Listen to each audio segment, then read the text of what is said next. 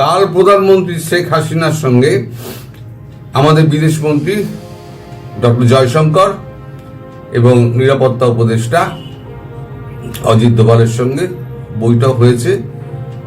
সেই বৈঠকের খবর আমি কালকে একটা এতে দিয়ে দিয়েছিলাম, পোস্টে দিয়ে দিয়েছিলাম।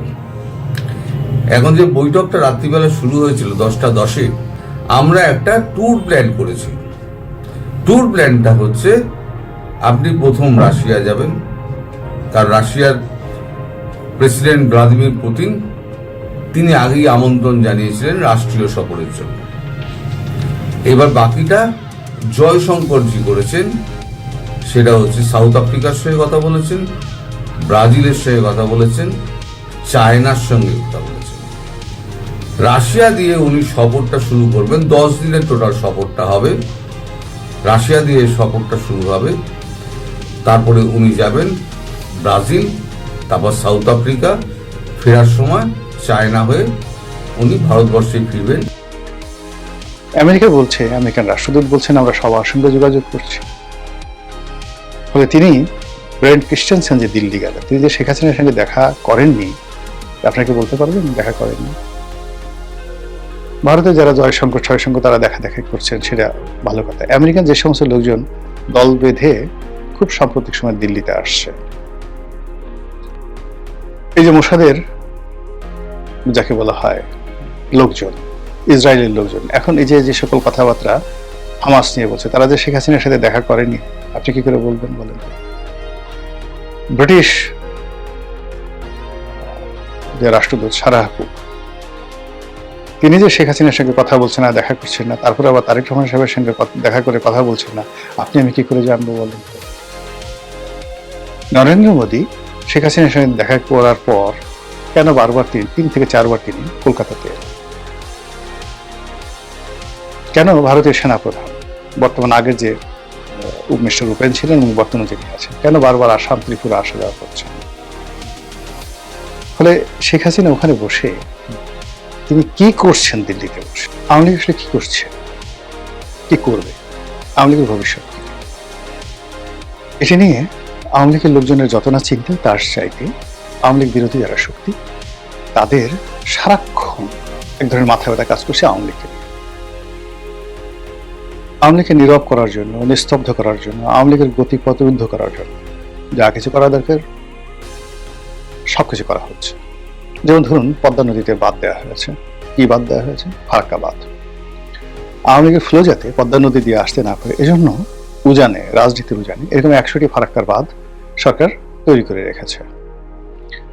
কিন্তু এরপরেও আওয়ামী লীগের জোয়ার, আওয়ামী লীগের ঢেউ সমস্ত সেই বাঁধের যে উচ্চতা সেটাকে অতিক্রম করে তারা রাজনীতির নদী, নালা, খাল, বিল সব টইটুম্বুর করে ফেলছে। কেন কেন কেন? আবার ফারাক্কা বাঁধের সাথে আরো বড় কয়েকটি বাঁধ রয়েছে, যেমন আসওয়ান বাঁধ, খুব বিখ্যাত একটি বাঁধ। এরকম আসওয়ান বাঁধ তৈরি করা হয়েছে তাদেরকে ঠেকানোর জন্য, তারা যেন আসতে না পারে। যেমন প্রকৃতির ভারতবর্ষকে সেই পৃথিবীর সমস্ত আক্রমণ থেকে বাঁচানোর জন্য 3টি রক্ষা কবচ রয়েছে। একটি হলো হিন্দুকুশ পর্বত, মানে যেই হিন্দুকুশ পর্বতমালা শুরু হয়েছে, সেই হিন্দুকুশ পর্বতমালা অতিক্রম না করে কেউ ভারতবর্ষে আসতে পারে, খুবই দুর্গম। এবং এই হিন্দুকুশ পর্বতমালা যাকে বলা হয় ভারতের একটা রক্ষা কবচ। তো আওয়ামী লীগকে ঠেকানোর জন্য জামাত, বিএনপি, এনসিপি, ইউনূস এরা সবাই মিলে তাদের আসার পথে বড় বড় হিমালয়, কিলিমাঞ্জারো, আল্পস, হিন্দুকুশ পর্বত এরকম অসংখ্য বাধা তৈরি করে রেখেছে। সেই বাধার মধ্যে তারা এখন সরকারিভাবে নিষিদ্ধ, তারা এখন সংসদের আইন দ্বারা নিষিদ্ধ। তাদের বিরুদ্ধে পত্রপত্রিকা যেভাবে লিখে বলে যে ঘৃণা তৈরি করা হয়েছে, কিন্তু তারপরেও যেভাবে সেই নেপোলিয়ন বোনাপার্ট আল্পস পর্বত অতিক্রম করে ইটালি আক্রমণ করেছিলেন, তারও 2000 বছর আগে, অর্থাৎ নেপোলিয়ন বোনাপার্টের 2000 বছর আগে মহাবীর হানিবল তিনি এই আল্পস পর্বতমালা অতিক্রম করে স্পেন থেকে তিনি ইটালিতে এসে উপস্থিত হয়েছিলেন, রোম আক্রমণ করেছিলেন এবং একটা যুদ্ধে ৮০,০০০ লোককে মেরে ফেলেছিলেন। দ্যাট ওয়াজ মানে বলা হয় miserable worst night fear ever made in the decisive battle around the world. তো যাত্রাপথে প্রকৃতি অনেক কিছু তৈরি করে রাখে, কিন্তু যারা এই বাধা অতিক্রম করতে পারে তারা তছনছ করে দেয়। চেঙ্গিস খানের জন্য দুটো বাধা ছিল। একটা হলো তিনি যখন খাওয়ারেজম সম্রাট জালালউদ্দিনের রাজ্য গুরগাঁও আক্রমণ করেন, তখন পৃথিবীর সবচেয়ে বড় ওয়াল ছিল গুরগাঁওয়ে, ইভেন বেটার দেন কনস্টান্টিনোপল। তছনছ করে দিয়েছিলেন তিনি সেটা। আরেকটা হলো গ্রেট ওয়াল, চায়নার যে গ্রেট ওয়াল, বহু ধরে মানে চেঙ্গিস খানের জন্মের ১,০০০ বছর আগের থেকে এই গ্রেট ওয়াল নির্মিত হয় এবং সেই গ্রেট ওয়াল দিয়ে পুরো বেইজিংকে মানে ঘেরাও করে রাখা হয়েছিল। আবার সেই গ্রেট ওয়ালের মধ্যে বেইজিং শহর, তার মধ্যে আবার আপনারা যারা বেইজিং গেছেন সেখানে দেখবেন রাজাদের বসবাস করার জন্য যে রাজপ্রাসাদ, এটাকে বলা হয় ফরবিডেন সিটি, নিষিদ্ধ নগরী। এমনভাবে সেটা ওয়েল প্রোটেক্টেড করা হয়েছিল যে ওই নগরীতে কেউ প্রবেশ করতে পারে না, নো ওয়ান এক্সেপ্ট পারমিশন। এই জন্য এটিকে বলা হয় নিষিদ্ধ নগরী। সেই চেঙ্গিস খান যখন বেজিং আক্রমণ করেছিলেন, তছনছ করে দিয়েছিলেন, গ্রেট ওয়াল থেকে শুরু করে এই নিষিদ্ধ নগরের ওয়াল তছনছ হয়ে গিয়েছিল। এখন আওয়ামী লীগের বিরুদ্ধে যে সকল গ্রেট ওয়াল তৈরি করা হয়েছে, যে সকল নিষিদ্ধ নগরী তৈরি করা হয়েছে, the great wall of Constantinople, the great wall of Gurgaon তৈরি করা হয়েছে, সেইগুলো অতিক্রম করে ছাত্রলীগ জয় বাংলা বলছে, যুবলীগ জয় বাংলা বলছে, মাইরে ফেলাবো, খাইয়ে ফেলাবো বলছে, পোস্টার টানাচ্ছে, মিছিল করছে। মানে এটা কি ধরনের কথা? কেন এরকম হচ্ছে? হোয়াই? আওয়ামী লীগের কি কোনো মা বাপ নেই? আওয়ামী লীগের কোনো লজ্জা শরম নেই? কোনো ভয় নেই?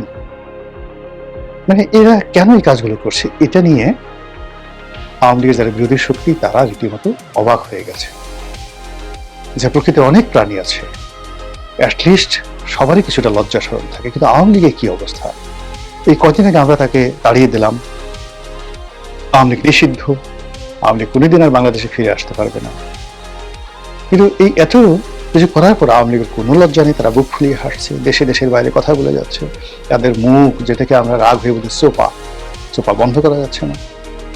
তো এই যে একটা অবস্থা, সেই অবস্থার প্রেক্ষিতে 2026 সনে 23শে জুন তাদের একটা, যাকে বলা হয় প্রতিষ্ঠা বার্ষিকী।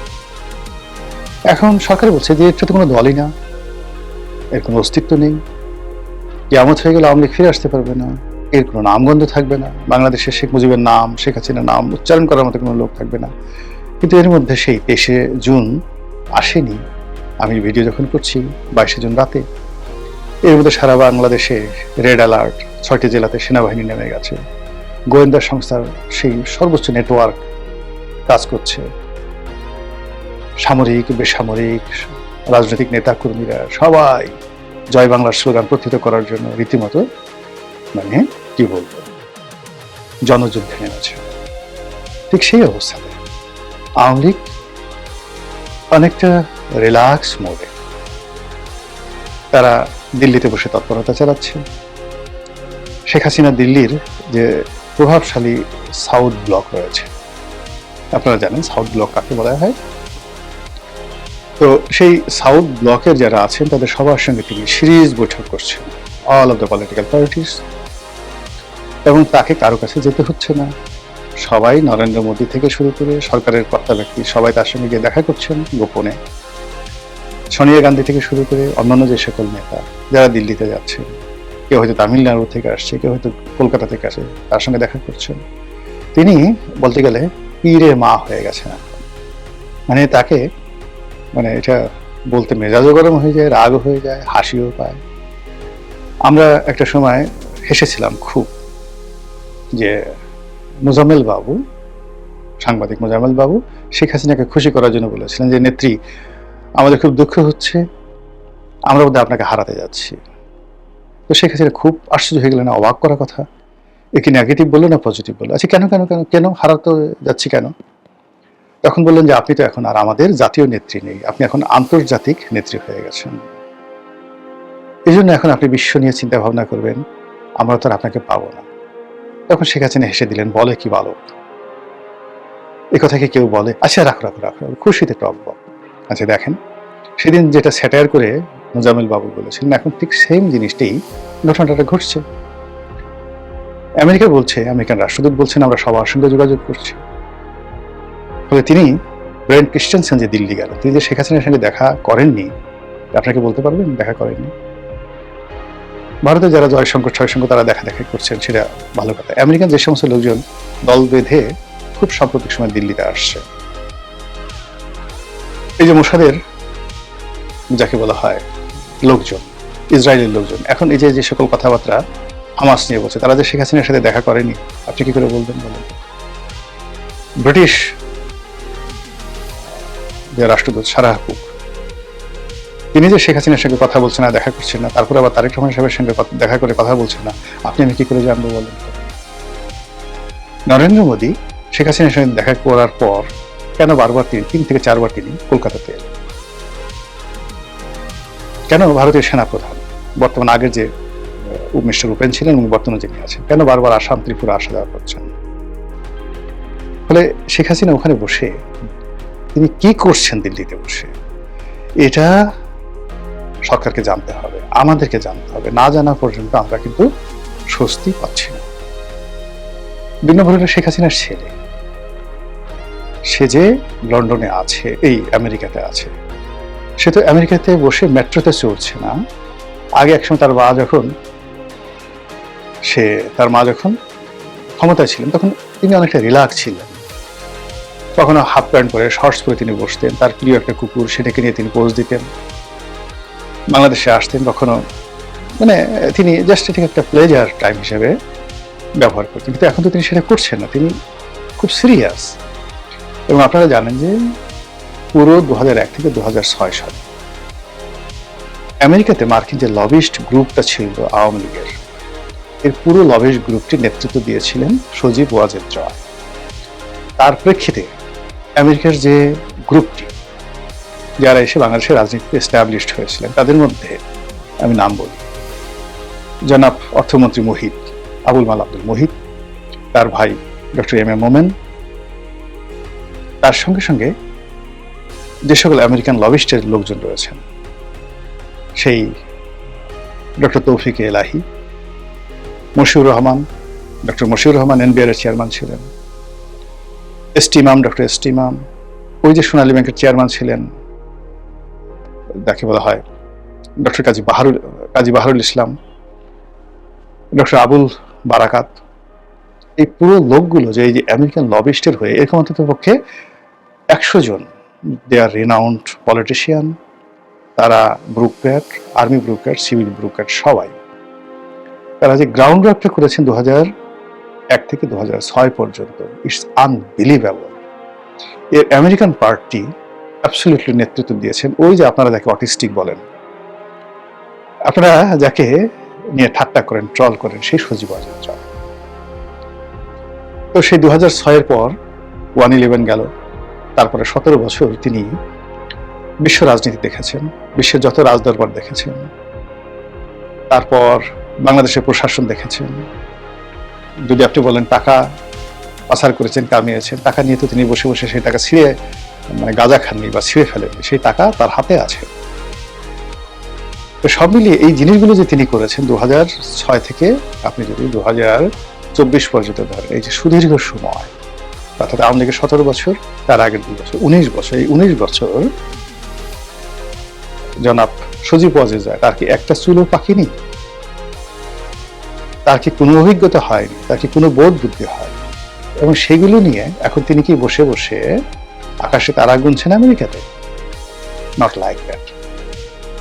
তিনি যদি 2001 থেকে 2006 পর্যন্ত কোনো সফলতা দেখাতে পারে, যেটা বিএনপি হাড়ে হাড়ে টের পেয়েছে, জানে, তাহলে সেটা এখন কোন পর্যায়ে আছে? তাহলে এগুলো কাউন্ট করতে হবে, এগুলো কাউন্ট করতে হবে। তার বাইরে লক্ষ্য করুন যে এই মুহূর্তে আওয়ামী লীগের 3টে গ্লোবাল হেডকোয়ার্টার, 1 নম্বর গ্লোবাল হেডকোয়ার্টার এখন লন্ডন, 2 নম্বর গ্লোবাল হেডকোয়ার্টার হলো এখন কলকাতা, 3 নম্বর গ্লোবাল হেডকোয়ার্টার এখন দিল্লি, 4 নম্বরে নিউ ইয়র্ক, 5 নম্বরে ওয়াশিংটন ডিসি। এখন এই যে হেডকোয়ার্টারের মধ্যে যে একটা কানেক্টিভিটি, এই কানেক্টিভিটি গুলো যেভাবে চলছে, যেভাবে তারা একের পর এক ম্যাট্রিকুলাস ডিজাইনের যে কাজগুলো করছে, আপনি চিন্তা করেন ডক্টর মোহাম্মদ ইউনূস গেলে তার জীবন হারাম করে দিয়েছে, হাসনাত আব্দুল্লাহ গেল জীবন হারাম করে দিয়েছে, এবং next time doctor Shafiqur Rahman যখন যাবে তার জীবন হারাম করে দেওয়া হবে। তারেক রহমান সাহেব যদি এই ইংল্যান্ডে তিনি যান, কিংবা এই যে নিউ ইয়র্কে তিনি যাবেন জাতিসংঘ সাধারণ অধিবেশন, সাধারণ পরিষদের অধিবেশন, দেখেন ওই সময়টাতে আওয়ামী লীগ কি বিশ্রী কর্মকাণ্ডগুলো করে। আপনারা মানে আওয়ামী লীগের এই সমস্ত দুষ্টামি আপনারা কল্পনাই করতে পারবেন না।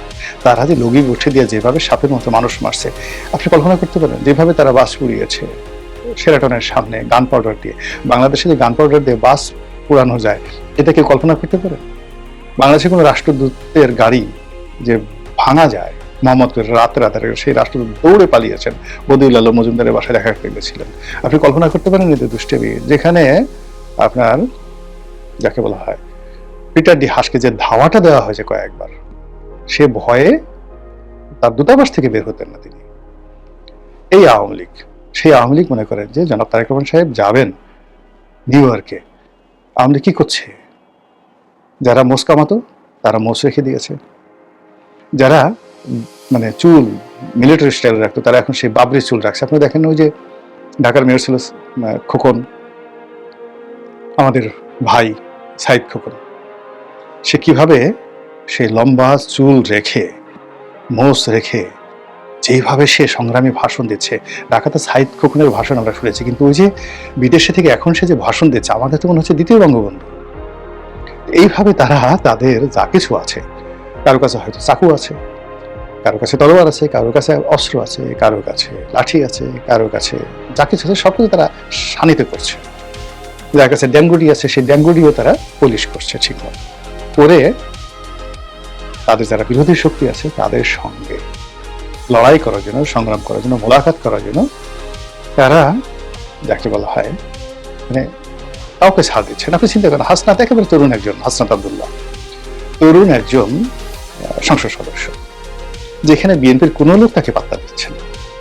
এনসিপি যে একটা দল, হাসনাত যে একটা নেতা, এটা বিএনপির কোনো লোক মনেই করছে না। তো সেই মানুষটিকে লন্ডনের মতো জায়গাতে আওয়ামী লীগ কতটা কগনিজেন্সি নিয়েছে, কিভাবে মানে ইরানের ড্রোন যেভাবে মানে নাচতে নাচতে, ড্রোন এবং ক্ষেপণাস্ত্র যেভাবে নাচতে নাচতে তেল আবিবে আক্রমণ করেছে, যেভাবে ওদের সুপারসনিক মানে সাউন্ড দেখে দেখে, বা সাউন্ড না মানে আমেরিকার যে প্লেনগুলো আছে সেই প্লেনের যে উত্তাপগুলো, হিট, সেই হিটগুলো ডিকটেট করে যেভাবে মানে ক্ষেপণাস্ত্র এবং ড্রোনগুলো, ইরানের ড্রোনগুলো আক্রমণ চলেছে, যেটা ডোনাল্ড ট্রাম্পকে পাগল বানিয়ে ফেলেছে।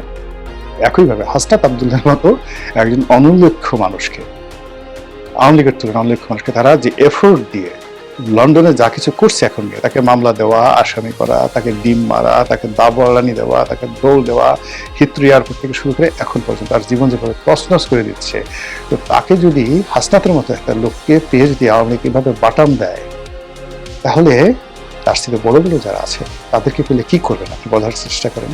তো এই যে আওয়ামী লীগের যে অবস্থা, সেই অবস্থা আপনি কগনিজেন্সে নেবেন কি নেবেন না, ভাববেন কি ভাববেন না, এটা আপনার একান্ত ব্যক্তিগত বিষয়। কাল প্রধানমন্ত্রী শেখ হাসিনার সঙ্গে আমাদের বিদেশমন্ত্রী ডক্টর জয়শঙ্কর এবং নিরাপত্তা উপদেষ্টা অজিত দোভালের সঙ্গে বৈঠক হয়েছে। সেই বৈঠকের খবর আমি কালকে একটা ইতে দিয়ে দিয়েছিলাম, পোস্টে দিয়ে দিয়েছিলাম। এখন যে বৈঠকটা রাত্রিবেলা শুরু হয়েছিল 10:10, 10:20 আমি খবর পেয়েছি যে এরকম একটা বৈঠক হচ্ছে। তো বৈঠকের খবর জোগাড় করতে করতে আমার রাত্রি 3টে, 3:30 হয়ে গেছে। মানে বিভিন্ন সোর্স থেকে তো খবর নিতে হয়, কেউ তো খবর তো আর হেঁটে আসবে না, খবরের কাছে আপনাকে পৌঁছাতে হবে। তা এই যে যারা গুজব বলে এড়িয়ে মানে একটা দেখে দিলেন, তারা তো জানেন না একটা খবর জোগাড় করতে গেলে কত কষ্ট করতে হয়। কাগজটা দেখলেন, দেখে তা বলে দেন কি লিখেছে, ফেলে দিলেন দুম করে। কিন্তু সাংবাদিকটি কত কষ্ট করে খবরটি জোগাড় করেছে সেটি আপনারা মাথায় রাখেন না। তো যাই হোক, আমারও অবস্থা তাই আর কি। তো মিটিংটা শুরু হয়েছিল একটা দিক দিয়ে, আর শেষ হলো আর একটা দিক দিয়ে। মিটিংটা শুরু হয়েছিল যে দিন কয়েক আগে শেখ হাসিনা ভারতের প্রধানমন্ত্রী নরেন্দ্র মোদীকে একটা ফোন করেছিলেন। ফোন করে বলেছিলেন যে আমি দ্রুততম সময়ে দেশে ফিরতে চাই। নরেন্দ্র মোদী বলেছিলেন, দিদি আপনি উতলা হবেন না, সঠিক সময় ভারতবর্ষ সঠিক পদক্ষেপ নেবে এবং যাতে আপনার স্বার্থ বিঘ্নিত না হয় তার জন্য একটু দেরি হচ্ছে। আপনি এক কাজ করুন, আমি এখান থেকে অজিত দোভালকে পাঠাচ্ছি এবং জয়শঙ্করজিকে পাঠাচ্ছি, আপনি ওদের সঙ্গে একবার পরামর্শ করুন, ওরা আপনাকে কিছু পরামর্শ দিতে পারে। উনি বললেন যে আমি পরামর্শের আর কি শুনবো, এখন তো আমি তো আপনাদের কাছেই তো এখন তো জমা হয়ে রয়েছে। তখন মোদিজি হাসতে হাসতে বলেন, না জমা হয়ে নেই, আপনি আপনাকে সুরক্ষিত অবস্থায় দেশে ফেরানোর দায়িত্বটা হচ্ছে ভারতবর্ষের, আর ভারতবর্ষ সেটাই করবে। এরপর তারপর কি হয়েছে আমি জানি না, গতকালকে মিটিংটা শুরু হয়। যখন শুরু হয় তখন কিন্তু একটা পরিপ্রেক্ষিতে শুরু হয়, সেটা হচ্ছে এই যে আমাদের যখন প্রধানমন্ত্রী ইন্দিরা গান্ধী ছিলেন, প্রধানমন্ত্রী ইন্দিরা গান্ধী 71 যুদ্ধের সময় বিভিন্ন দেশ ঘুরেছিলেন, বিভিন্ন দেশ ঘুরে সমর্থন জোগাড় করেছিলেন। ভারত বলছে আপনাকে প্রধানমন্ত্রী হিসেবে আমরা আপনাকে ঘোষণা দিয়েছি এবং আমরা প্রধানমন্ত্রী হিসেবে আপনাকে এখনো স্বীকৃতি জানাই, এবং যেহেতু আপনি প্রধানমন্ত্রী পদ থেকে এখনো পর্যন্ত ইস্তফা দেননি, ফলে আপনি এখনো বৈধ প্রধানমন্ত্রী। জয়শঙ্করজি তখন বলেন, মানে সেটা মোদীজি বলেছিলেন, জয়শঙ্করজি বলেন আমরা একটা ট্যুর প্ল্যান করেছি। ট্যুর প্ল্যানটা হচ্ছে আপনি প্রথম রাশিয়া যাবেন, কারণ রাশিয়ার প্রেসিডেন্ট ভ্লাদিমির পুতিন তিনি আগেই আমন্ত্রণ জানিয়েছিলেন রাষ্ট্রীয় সফরের জন্য। এবার বাকিটা জয়শঙ্করজি করেছেন, সেটা হচ্ছে সাউথ আফ্রিকার সঙ্গে কথা বলেছেন, ব্রাজিলের সঙ্গে কথা বলেছেন, চায়নার সঙ্গে কথা বলেছেন। রাশিয়া দিয়ে উনি সফরটা শুরু করবেন, 10 দিনের টোটাল সফরটা হবে। রাশিয়া দিয়ে সফরটা শুরু হবে, তারপরে উনি যাবেন ব্রাজিল, তারপর সাউথ আফ্রিকা, ফেরার সময় চায়না হয়ে উনি ভারতবর্ষে ফিরবেন। যদি সেরকম হয় তাহলে হয়তো গ্রিস এবং আর্মেনিয়া এবং অস্ট্রেলিয়া যদি সময় হয় এবং যদি যোগাযোগ হয় সঠিকভাবে, তাহলে বা রুট প্ল্যানটা যদি ঠিক থাকে, তাহলে এই জায়গাগুলো উনি ঘুরে আসবেন, কারণ এগুলো সব ব্রিক্সের মধ্যে আসছে এবং বাংলাদেশও ব্রিক্সের মধ্যে চলে আসবে শেখ হাসিনা প্রধানমন্ত্রী হিসেবে ফিরে গেলে। এটা হচ্ছে কিছু দেশকে সাথে নিয়ে প্রধানমন্ত্রী শেখ হাসিনা দেশে ঢোকার একটা বন্দোবস্ত করা, এটা হচ্ছে বেসিক ব্যাপার। এই নিয়ে যখন আলোচনা চলছে, তখন হঠাৎ মিলিটারি ইন্টেলিজেন্স থেকে আমাদের কাছে, আমরা অজিত দোভালের কাছে একটা ফোন আসে আমাদের মিলিটারি ইন্টেলিজেন্স থেকে, যে এরকম বাংলাদেশে ক্যান্টনমেন্টে এরকম একটা গন্ডগোল হচ্ছে। তার আগেই কিন্তু প্রধানমন্ত্রী শেখ হাসিনা কিন্তু একটা আশ পেয়েছিলেন এই গন্ডগোল একটা হবে। তখন মানে শুনে উনি ছেড়ে দিয়েছেন, ছেড়ে দিয়ে শেখ হাসিনার সেই কথাবার্তা কি হয়েছে আমি জানি না। তারপরেতে শেখ হাসিনা কিছুক্ষণ গম্ভীর হয়ে থাকেন, তারপরে বলেন একটাই কথা, যে সত্যি সত্যি এটা রাজাকার বেরোলো, এই একটা কথা বলেছেন, উনি শুনেছি। তো তারপরে এই মিটিংটা, তারপর জয়শঙ্করজি বেরিয়ে যান, অজিত দোভাল ছিলেন, এবং অজিত দোভাল থাকাকালীন তিনি মানে বাংলাদেশের সেনাবাহিনীর মুক্তিযুদ্ধের সপক্ষে কোন লেফটেন্যান্ট জেনারেলকে ফোন করেছেন। কাকে ফোন করেছিলেন, কাকে ফোন করেছিলেন, একজনকে নয়, বেশ কয়েকজনকে উনি ফোন করেছিলেন। ফোন করে উনি একটাই কথা বলেছেন, যে এই যে যেটা হচ্ছে, এই আন্তর্জাতিক ট্রাইব্যুনাল যেখানে আমার বিরুদ্ধেও মামলা করা হয়েছে আর তোমাদের সেনাদের বিরুদ্ধেও মামলা করা হয়েছে, আসলে তোমরা তো করেছো চেইন অফ কমান্ডের ভিত্তিতে, রেসপন্সিবিলিটি তো আমার, আমি তো এটা দিয়েছি, আদেশটা দিয়েছি, তোমরা আদেশ পালন করেছো, তো তোমরা এটার বিরুদ্ধে রুখে দাঁড়াও।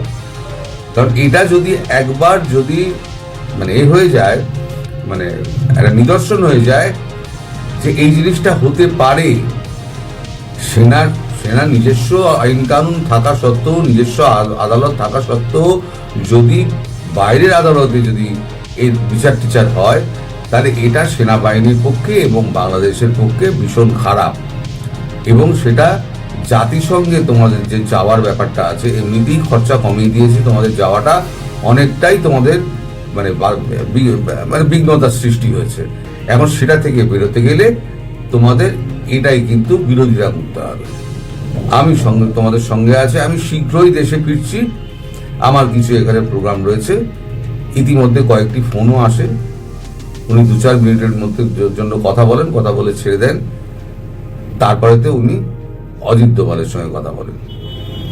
অজিত দোভালকে বলেন যে এই ব্যাপার হয়েছে, এখন কি করা যায়।